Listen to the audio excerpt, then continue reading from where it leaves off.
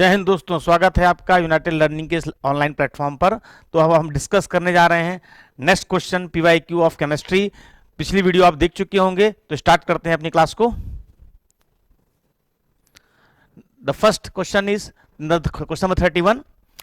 With the following statement regarding carbon dioxide is correct. यानी carbon dioxide को लेकर कौन सा स्टेटमेंट सही है? It is prepared on the large scale by the action of water on lime.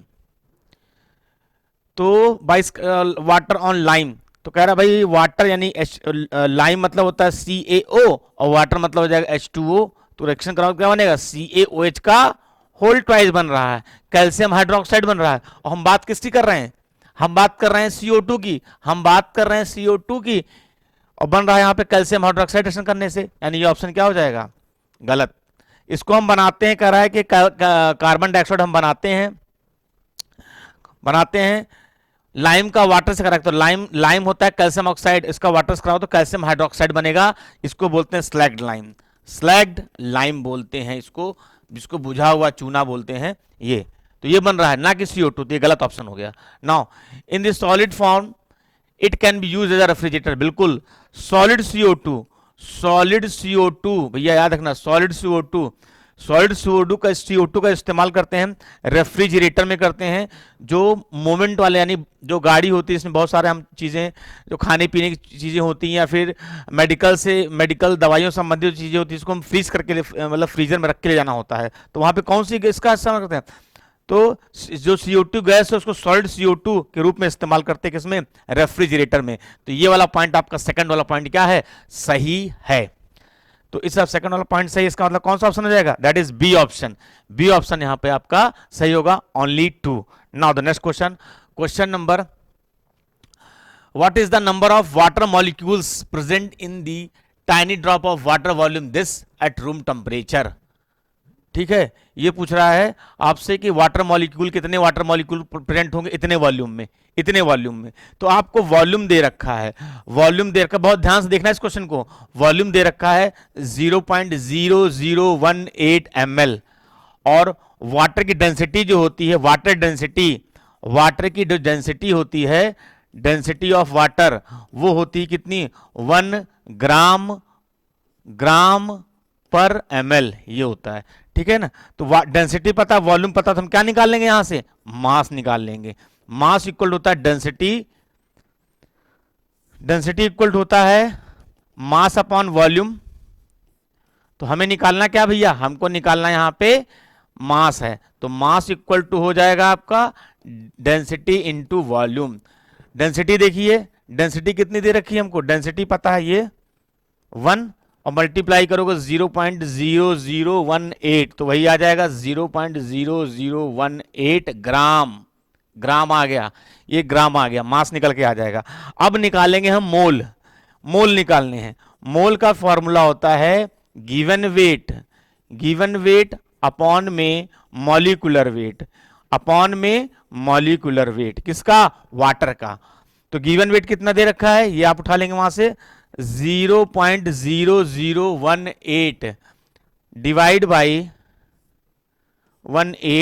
Divide by molecular mass of water, molar mass किसका? Water का। तो वाटर का जो फॉर्मूला होता है निकालेंगे H2O। तो हाइड्रोजन का होता है 1, यहां पे लिखा है 2, और ऑक्सीजन का होता है 16। तो यहां पे 2 + 16 यानी कितना हो गया? 18। तो यहां पे रखेंगे 18 मोलर मास। डिवाइड किया तो हमारा आंसर आया 18 × 18, यहां आया 1 × 10 की पावर -4 मोल आया। ये निकल के आ गया, हमारा मोल निकल के आ गया। ठीक है, तो भैया थोड़ा ध्यान देना यहां पे। पहले हमने क्या किया? वॉल्यूम डेंसिटी पता था तो मास निकाल लिया। मोल निकालने के लिए given weight upon molecular weight से किया, तो हमने यहां पे मोल निकाल लिया। अब मुझे पता है कि एक मोल में कितना होता है, मुझे पता है। तो एक मोल में होता है कितना? 6.023 10 की पावर 23 मॉलिक्यूल होते हैं। एक मोल में इतना होता है, एक मोल में 6.023 10 की पावर 23 मॉलिक्यूल होते हैं। तो कितने पूछ रहा है? 1 × 10 की पावर 4 कितने हो गए? 1 इंटू 10⁻⁻⁴ में कितने होंगे, तो मल्टीप्लाई कर दीजिए, बस आंसर आ गया 20 अब क्या होगा, 1 से मल्टीप्लाई कोई फर्क नहीं पड़ेगा, 6.023 रहेगा। और यहाँ पे 23 में से 4 घटा दीजिए, यहाँ पे -4 यहाँ पे तो आ जाएगा, 4 घटाएंगे आपको आ जाएगा 19। तो 6.023 10⁻19 10⁻19 आपका आंसर आ जाएगा, यहाँ पे 19 है, ठीक है, 10⁻23 ये हो गया, और यहाँ पे अगर 10⁻19 तो आपका सी ऑप्शन यहाँ पर सही हो जाएगा, 6.023 10⁻19 आपका ये सही ऑप्शन हो जाएगा। वॉल्यूम पता है, डेंसिटी, वॉल्यूम डेंसिटी पता था हमने, पहले मास निकाल लिया, मास पता था, मोलर मास से मोल निकाल लिया, 1 मोल में उतना होता है, तो इतने मोल में कितने होंगे, मल्टीप्लाई कर दें, आपका आंसर आ जाएगा मॉलिक्यूल का। Now the next question, question number 33, situation chemical reaction does not occur, इसमें से कौन सा ऐसा है कि जिसमें केमिकल रिएक्शन नहीं हो रही, तो केमिकल रिएक्शन क्या होता है, व्हेन रिएक्टेंट रिएक्ट करते हैं और नया प्रोडक्ट बनता है, जब रिएक्टेंट क्या करते हैं, C+O2 CO2 H2+N2 give outs 2NH3, तो ये जो बन रहा है ये रिएक्टेंट है, जो बना प्रोडक्ट है। तो जो नए सब्सटेंस जो रिएक्ट करते हैं रिएक्टेंट करते हैं, नया सब्सटेंस बनता है प्रोडक्ट कहते हैं, और ये प्रोसेस होता है केमिकल रिएक्शन होता है, केमिकल रिएक्शन में नए सब्सटेंस बनते हैं। तो अब देखते आ जाते हैं, coal is burned in air, जब कोयला जलाओगे तो राख बनेगी, नया नया सब्सटेंस बन रहा है, वापस कोयले से कभी जब राख बन गए तो राख से वापस कोयला पा नहीं सकते हो, यानी ये आपका केमिकल रिएक्शन हो रहा है, हाँ सही है, ये केमिकल रिएक्शन हो रहा है, ठीक है। अगला देखिए, sodium is place in water, sodium, तो sodium is place in water से करा दोगे तो ये आपका सोडियम हाइड्रोक्साइड बन जाएगा, NaOH बनेगा, सोडियम हाइड्रोक्साइड बन जाएगा।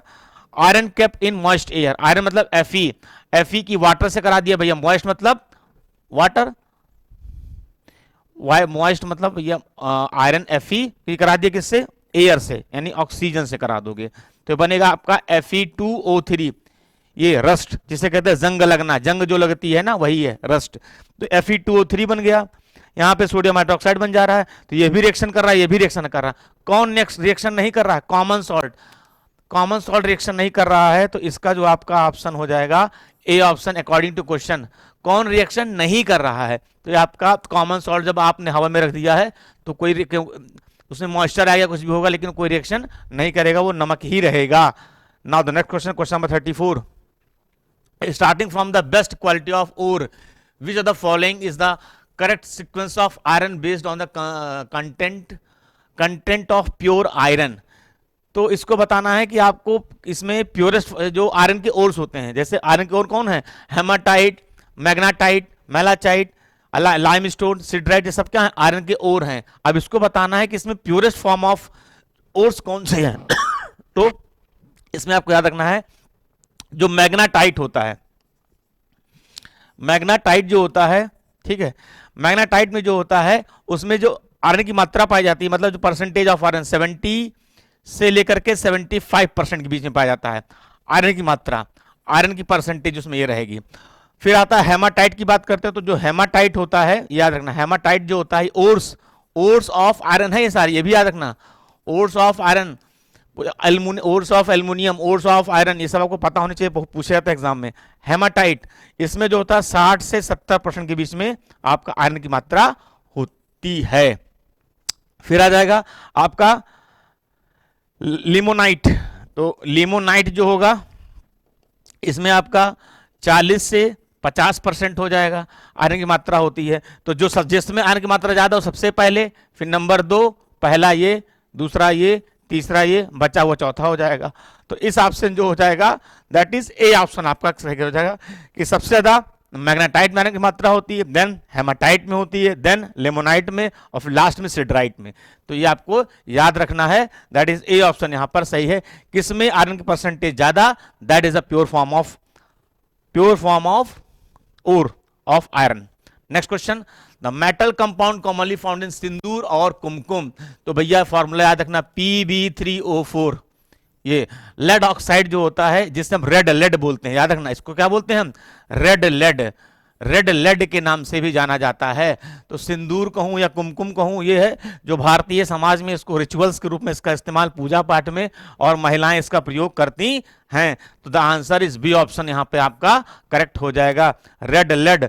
ठीक है, ठीक है, लेड टेट्राऑक्साइड कह सकते हैं इसको। ठीक है, तो ये आपका इस्तेमाल करते हैं किसमें, सिंदूर और कुमकुम के रूप में यहां पे इस्तेमाल करते हैं। तो इसका बी ऑप्शन सही हो जाएगा। Next question, question 36, alum is used in, alum, alum बोलते हैं किसको, तो एलम भैया बोला जाता है फिटकरी को। एलम किसको बोलते हैं, फिटकरी को बोलते हैं, फिटकरी। तो फिटकरी का जो सूत्र होता है क्या, K2SO4 Al2SO4 का होल थ्राइस डॉट 24H2O, ये फॉर्मूला भी याद रखेंगे, 24H2O, K2SO4 Al2SO4 का होल थ्राइस डॉट 24H2O, ये आपका एलम का फॉर्मूला होता है। हिंदी में बोलते हैं लाल दवा, फिटकरी, सॉरी हिंदी में क्या बोलते हैं इसको, फिटकरी बोलते हैं। और एलम का इस्तेमाल किया जाता है पानी को साफ करने के लिए, प्योरिफिकेशन ऑफ वाटर। इसको दवा डाल देते हैं, लाल दवा भी कह सकते हैं इसको, रेड मेडिसिन भी बोलते हैं इसको। इसको क्या करते हैं, डाल देते हैं कुएं के पानी में। पहले जब कुएं का पानी पीते तो कुएं में डाल देते तो पानी हमारा साफ हो जाता था। तो इसका हम कहाँ इस्तेमाल करते हैं, प्योरिफिकेशन ऑफ वाटर को प्योरीफाई करने के लिए इस्तेमाल किया जाता है। एनाल्जेसिक का मतलब होता है जहाँ पे बेहोश करने के लिए जो दवा दी जाती है। ठीक है, एनाल्जेसिक जो दवा दी जाती है वो जो ट्रैकुलाइजर वगैरह जो होता है, ट्रैकुलाइजर जिसमें जानवरों को बेहोश करके उसको पकड़ा जाता है या उसका इलाज किया जाता है, वहां पे फर्टिलाइजर, यहाँ पे खाद है। डिसइंफेक्टेंट जहां से हम उसमें से बैक्टीरिया, फंगस या वायरस को खत्म करते हैं, वो हमारा डिसइंफेक्टेड होता है। तो आपका according to question D option यहाँ पर सही है। Next, which the following elements metal pollutes the air of the city having large number of automobiles. तो भैया ऑटोमोबाइल से अगर हम बात करते हैं तो सबसे ज्यादा जो पोल्यूशन रिलीज होता है ऑटोमोबाइल से, वो सबसे नंबर आता है लेड। कौन सबसे नंबर पहले पे आएगा, लेड। जो गाड़ियां चलती हैं तो हाई ऑक्टेन नंबर से, पुरानी गाड़ी होगी जो धुआं ज्यादा फेंक रही है, तो हाई ऑक्टेन नंबर जो प्रोड्यूस करती हैं क्या करती हैं, lead. High octane number, high octane number carbon की मात्रा ज्यादा, हाई ऑक्टेन नंबर की जो होंगे वो प्रोड्यूस करती है, तो लेड हो जाएगा। फिर हमारा कार्बन मोनोऑक्साइड हो जाएगा। तो लेड इसमें पहला ऑप्शन हो जाएगा। तो लेड का आपके हिसाब से कौन सा हो जाएगा, दैट इज बी ऑप्शन यहां पे सही है। तो जो पॉल्यूट कर रही है एटमॉस्फेयर को व्हीकल के माध्यम से, ऑटोमोबाइल के माध्यम से, उसमें मेन कंस्टिट्यूएंट किसका है, लेड का है। Next question, question number 38, oxygen and ozone है क्या। ऑक्सीजन, ऑक्सीजन मतलब O2, ओजोन मतलब O3, यह है क्या। तो ऑक्सीजन इसे कहते हैं डाई ऑक्सीजन कहते हैं, इसको डाई ऑक्सीजन कहते हैं, ऑक्सीजन कहते हैं। और ये कहां पाया जाता है, हमारे एटमॉस्फेयर में पाया जाता है, सबको पता है ये एटमॉस्फेयर में पाया जाता है। और इस ऑक्सीजन के बारे में हमें बताने की जरूरत नहीं है। और ओजोन जो होता है, ओजोन O3 ओजोन है, ये हाईली रिएक्टिव होता है, हाईली रिएक्टिव होता है ओजोन। और क्या होता है इसके बारे में, तो ओजोन हाईली रिएक्टिव है। और कहां पाया जाता है, हमारे जो स्ट्रेटोस्फेयर, स्ट्रेटोस्फेयर में पाया जाता है। ओजोन जो होता है हमारे स्ट्रेटोस्फेयर में पाया जाता है। Protect us from the UV rays, UV rays से हमें प्रोटेक्ट करता है, हानिकारक किरणें पृथ्वी पे आने नहीं देता है। यूवी रेज से हमें प्रोटेक्ट करता है कौन, ओजोन करता है। और ओजोन जो है, अगर यूवी रे, जो स्ट्रेटोस्फेयर में जो ओजोन लेयर बनी है, ओजोन लेयर बनी है, वो हमें यूवी रेज से प्रोटेक्शन देती है। और जो है ये स्ट्रेटोस्फेयर वाले पार्ट में पाई जाती है। नीचे जो होता है ट्रोपोस्फेयर, फिर जो है आपका जाए स्ट्रेटोस्फेयर। लगभग जो दूरी होती है अर्थ सरफेस से 32 किलोमीटर, 30 से 32 या 33 किलोमीटर की दूरी पर ये लेयर पाई जाती है, जो हमें हानिकारक किरणों से बचाने का काम करती है। अब बात हम कुछ पूछ रहे हैं इसमें एलोट्रॉप्स। अब बात को एलोट्रॉप्स क्या होता है, एलोट्रॉप्स, एलोट्रॉप्स होता क्या है। तो एलोट्रॉप्स को तो हम कहते हैं, एलोट्रॉप्स जो होंगे हमारे, जिनकी फिजिकल प्रॉपर्टी क्या होगी, डिफरेंट। फिजिकल प्रॉपर्टी क्या होगी, फिजिकल प्रॉपर्टीज डिफरेंट होगी, फिजिकल प्रॉपर्टी क्या होगी, डिफरेंट होगी, लेकिन same chemical property, same chemical property, same chemical property.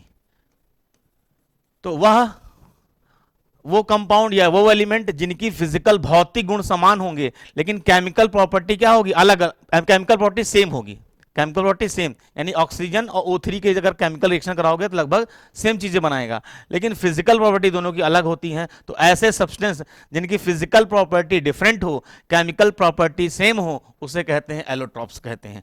तो ऑक्सीजन और डाइऑक्सीजन O3 दोनों क्या है, एलोट्रॉप्स हैं। और उस हिसाब से जिसका आंसर हो जाएगा ए ऑप्शन यहाँ पे आपका सही हो जाएगा। ठीक है। आइसोमर्स, आइसोटोप में बता चुका हूं। आइसोटोप्स क्या होते हैं? Same atomic number different atomic mass, isotopes कहते हैं। आइसोबार क्या होता है? तो आइसोबार जो हो जाएगा that is same mass number different atomic number, that is called isobar कहा जाता है। Now the next question, question number 39, when applied to the affect area which of the following will relieve pain, antibite और bee sting? एंटीबाइट और B sting, B यानी मक्खी काटने से, मधुमक्खी से बोलते हैं बी स्टिंग। तो बी स्टिंग जो होता है, बी स्टिंग जब करती है तो उसमें कौन सी एसिड रिलीज होती है जो डंक मारती है? फॉर्मिक एसिड, HCOOH, जिसे बोलते हैं मेथनोइक एसिड, मेथनोइक एसिड।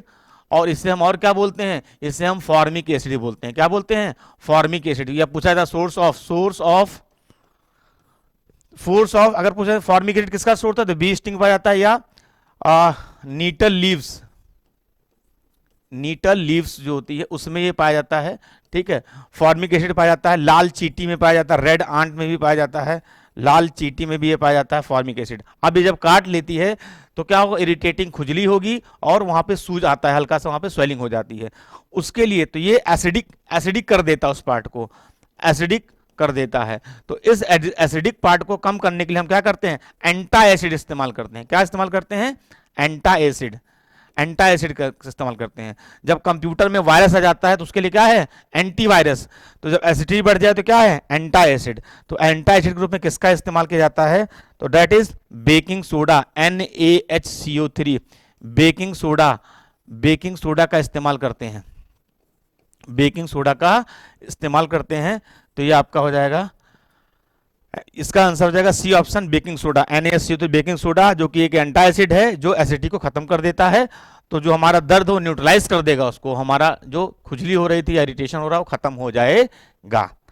ठीक है, तो ये बेस है, वो आपका एसिड है तो उसको न्यूट्रलाइज कर देगा। Now the next question, question 40, which of the following chemical change? इसमें से कौन सा केमिकल चेंज है? तो केमिकल चेंज बता चुका हूं। Chemical change are permanent change, chemical change में न्यू सब्सटेंस का फॉर्मेशन होता है। ठीक है, chemical change are irreversible change. अब देखते हैं जरा, hot air rises over the radiators, तो गर्म हवा है, जो हॉट एयर ऊपर की तरफ उठ जाएगी तो सीधी बात हवा तो हवा ही रहेगी, उसमें कुछ चेंज नहीं होगा, तो ये केमिकल रिएक्शन नहीं है। Coffee is brewed by the passing steam through the ground coffee, तो उसमें कॉफी बनी हुई है, उसको गर्म किया तो ऊपर उठ जाएगा, तो उसमें भी कोई केमिकल रिएक्शन नहीं है। Lemon juice added to the tea causing its colour change. अब देखिए, लेमन जूस में क्या किया हमने?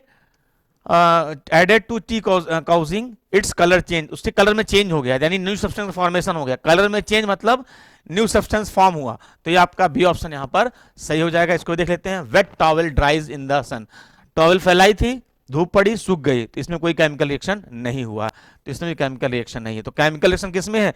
जहां पे कोई नया सब्सटेंस बन रहा है। अब इसका कलर चेंज हो गया तो वापस कलर उसको नहीं ला सकते हैं। ठीक है, तो इरिवर्सिबल चेंज हो गया, परमानेंट चेंज हो गया और आपका न्यू सब्सटेंस फॉर्म कर रहा है। ठीक है, तो सी बी ऑप्शन आपका यहां पर सही है। Now the next question. तो ओके क्लास, आज के लिए इतना ही। जितने क्वेश्चन डिस्कस कर रहे हैं आप पढ़ेंगे, ये प्रीवियस ईयर के क्वेश्चन हम लोग डिस्कस कर रहे हैं। एक क्वेश्चन में हम 4-4 पार्ट पढ़ रहे हैं, समझ लीजिए। आपके अगर हमने 10 क्वेश्चन डिस्कस किए तो आपके 40 क्वेश्चन तैयार कर रहे हैं, और आपको 100% में बता रहा हूं, अगर आप इसको अच्छे से पढ़ेंगे तो आपको एग्जाम में 100% फायदा जरूर होगा, आप एग्जाम में कंफर्टेबल महसूस करेंगे। ठीक है, तो मिलते हैं नेक्स्ट वीडियो में, तब तक के लिए जय हिंद क्लास।